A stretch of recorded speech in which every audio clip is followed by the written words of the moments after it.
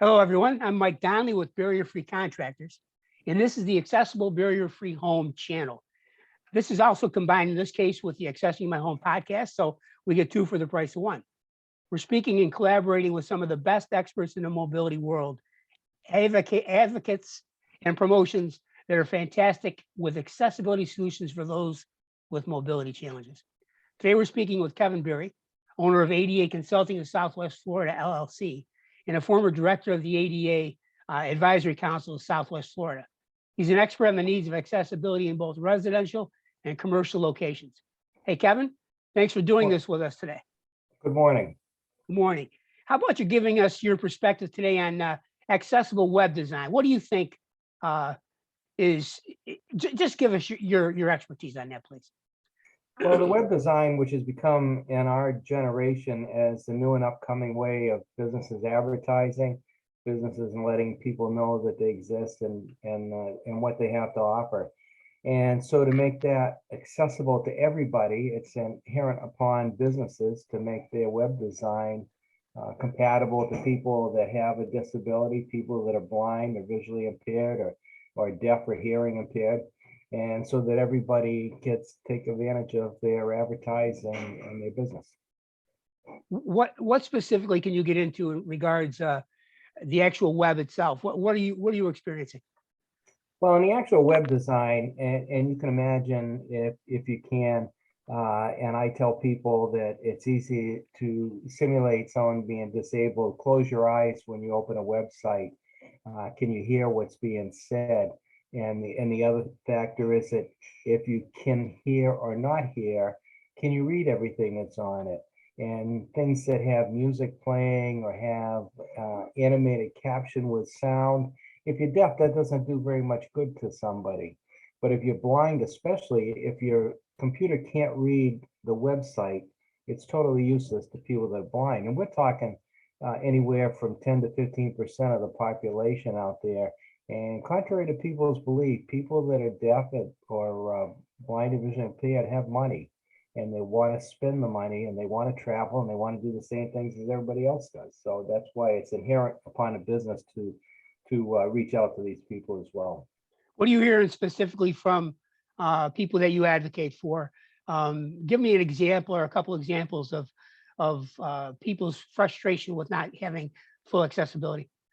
So like traveling across the country and you go onto a website, so you want to make a reservation at a hotel or several hotels on your travel, and you get in there, and depending on your disability, you can't read them or you can't hear them. You don't know what they have. You don't know what facilities are available to you. Do they have accessible rooms? Do they have accessible restaurants? Things like that. And so those are the simple things that you're looking for. And then if you have a disability, such as myself, and you use a wheelchair, is the room you're going to be in, does it have an accessible shower or bathroom or any of the facilities in the bathroom? Can you get to the bed? Can you get into the room? Can you motivate around the room? So those are some of the things. And hotels and motels are getting better. They're not great, but they're getting better at making their rooms accessible and making their features accessible as well. And if you happen to be visually impaired, imagine going down to the restaurant and they hand you a menu and you can't see it. So do they have, accessible voice recordings for the menu? Simple things like that. So if a person is checking out, they're going to travel to wherever, and they're checking out that website to be able to know what's available to them, that's where you find a lot of difficulty. How are they going to be able to know what's available to them from an accessibility standpoint?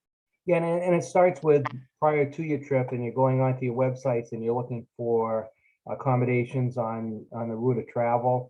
And I know myself when I've gone on there and there's nothing.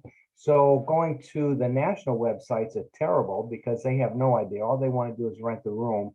And I've gone to several places and got in there and found out their idea of accessibility is not my idea of accessibility. If you can't get in the bathroom or the shower, what good is it?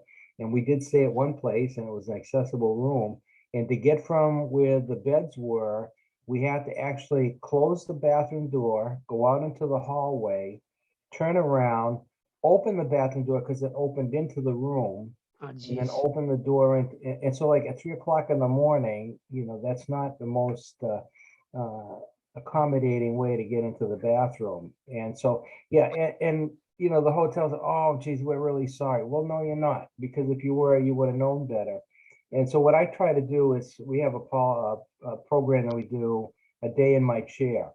So we try to get the hotel manager or the restaurant manager and say, okay, get in a wheelchair and go around your business and tell us if you can get into them. Tell us if you can get into the bathroom. Can you get into the stall? Can you get up to the sink? Can you do any of the normal functional things that anybody else would do? And so that's one of the things we're trying to get people to understand what a disability is. We also have a policy that, that we try to tell people, you're one accident away from being in a disability part of your life, in a wheelchair, visually impaired, hearing impaired. How would you do that? Or if you have a kid, if your kid suddenly became disabled, would you consider this okay to take your family member to? Yeah. Lastly, there's a ton of stuff we could get more into, but this particular case, we're just going to go into what would you, from a legal standpoint, and I know you're not an attorney, but for not having a website that was fully accessible, what ramifications are there to the individual business that's promoting something without that? Well, first of all, it's a law in what we call Title II businesses. That's anything to do with the state, city, or county facilities. But Title III, a lot of Title IIIs are required to be accessible themselves. So I usually say to the business manager or to the restaurant manager, would you tell 30% of your customers, sorry, we can't do business with you because we can't serve you and we don't like you? Well, no, of course not. Especially now with everything happening, business is important. So to accommodate folks that have a disability, it's more important than ever to make sure your staff and your places and your advertising and everything is available to people with disabilities. All right, that's great, Kevin. I appreciate it. Thanks for bringing your expertise to all of us today. And to get a hold of Kevin, please out the info here. So rewind and check it out. ADA Consulting in Southwest Florida. He's got his email and his phone number in there. All right, thanks, Kev. And to those of you who thought this was of value, would you please subscribe to our channel? I'd appreciate that. And ring the bell to receive our new videos as they get posted. Kevin, we'll talk soon. Okay.